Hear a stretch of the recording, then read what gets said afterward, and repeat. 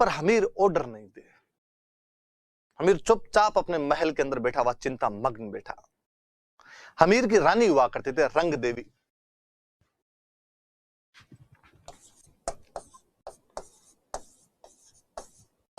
और किसकी तो हिम्मत ही क्या पड़ेगी, राजा को जाके पूछेगी कब बाहर जाना है, कब युद्ध करोगे। रंग देवी चूंकि रानी थी तो रंग देवी हिम्मत करती है और हमीर को जाकर कहती है कि तू ऐसे मूर्खों की तरह अंदर क्यों बैठा है, या मरने का डर लगता है तुम्हें? यदि तुम्हें मरने का डर लगता है तब तो चूड़ियां पहन मेरे वाली अंदर बैठ जा, मैं बाहर जाके लड़ लूंगी। और यदि मरने का डर नहीं लगता है तो किले के फाटक खोल और बाहर जाकर लड़ाई कर। हमीर जवाब देता है उसको, मने मरने रो दुख नहीं है, कंवरी री चिंता साड़े है। इन हाल में तो सुन बीरा, हाथ पीड़ा न हो सके, कुंवारी कन्या है इताई जोहर री सेज ना सोई सके। हमीर की एक बेटी थी देवल दे नाम करके, 16 वर्षीय एक राजकुमारी, शादी योग्य हो चुकी एक राजकुमारी, लेकिन शादी नहीं हुई थी। ऐसी लड़कियां जो कुंवारी हुआ करती थी उनको जोहर नहीं करवाया जाता था। कुंवारी लड़कियां, केवल शादीशुदा महिलाएं जोहर किया करती थी। अक्सर यह किया जाता था कि यदि ऐसी कुंवारी लड़कियां हो और लगे कि ऐसा कुछ हो सकता है तो उनको पहले ही गुप्त रास्तों से ननिहाल बुआ के पास भेज दिया जाता था, उनकी शादियां वगैरह करवा दी जाती थी। हमीर ने कहा कि इसका क्या करेंगे, बाहर पहले भेजा नहीं, अब बाहर चारों तरफ से दुश्मन ने घेर रखा है, जा नहीं सकते। मुझे चिंता इसकी है कि हम लड़ते हुए मारे जाएंगे, तुम महिलाएं जोहर कर लोगी, दुश्मन इसको पकड़ लेगा, पता नहीं क्या क्या किया जाएगा, इस बात का कुछ भी नहीं पता। मने मरने रो दुख नहीं है, कंवरी री चिंता साड़ा है। इसकी चिंता साल रही है, मुझे मरने की चिंता नहीं है। इन हाल में तो सुन बीरा, हाथ पीला ना हो सके। इस हालत में तो इसके हाथ पीले भी नहीं किए जा सकते हैं। कुंवारी कन्या है ये ताही जोहर री सेज ना सोई सके। कुंवारी लड़की इसलिए जोहर भी नहीं कर सकती है।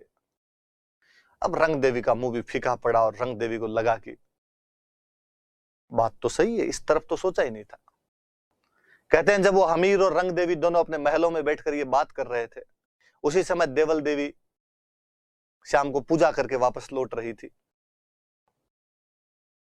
उसने मम्मी पापा की जोर की आवाज सुनाई तो उसने कान लगाए, और जब उसे पता चला कि मेरी वजह से मेरे मम्मी पापा टेंशन में है, वह 16 वर्षीय कन्या अंदर जाती है, अपने पिता को जाकर कहती है कि यदि मैं आपके राज्य के अंदर बाधक हूं, मैं आपके गेट खोलने में कांटा साबित हो रही हूं, तो मुझे मार दीजिए,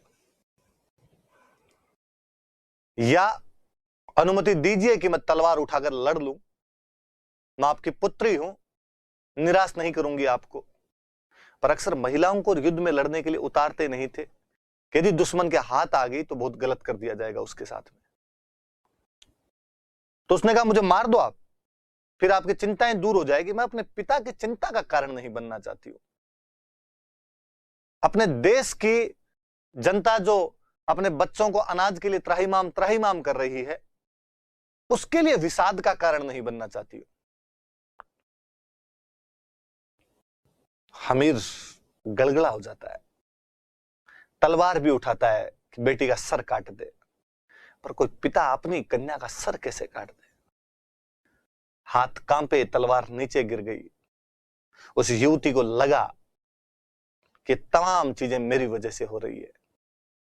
शाम के धुंधलके के समय वह रणथंभौर किले के ऊपर चढ़ी और चढ़कर उसने नीचे पद्म तालाब हुआ करता था, रणथंभौर किले की तरफ ऊपर चढ़ी भी वो पद्म तालाब की ओर देखती है, रणथंभौर किले को अंतिम नमन करती है। हे गढ़ रणत भंवर तन अंतिम नवण गढ़ त्रिनेत्र धाम, जिसमें भगवान गणेश का त्रिनेत्र मंदिर है, उसको नमन करती है। हठी हमीर री बेटी रो मातभूमि ने अंतिम प्रणाम। कि हठी हमीर की बेटी अपने मातृभूमि को अंतिम प्रणाम कर रही है, ये कहती वो युवती उस पद्म तालाब में कूद जाती है। उस युद्ध से एक दिन पहले उसने सुसाइड कर लिया उस पद्म तालाब में कूदकर। जब इस बात का पता चला तो वो जो चिंता थी वो तो वैसे ही दूर हो गई। दूसरे दिन तमाम महिलाएं रंग देवी के नेतृत्व में जोहर कर लेती है।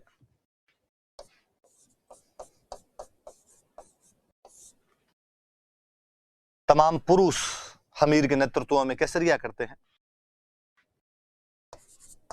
दो चीज होती है साके में,